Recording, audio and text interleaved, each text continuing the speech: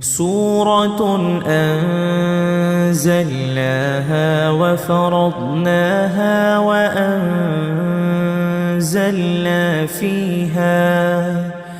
وأنزلنا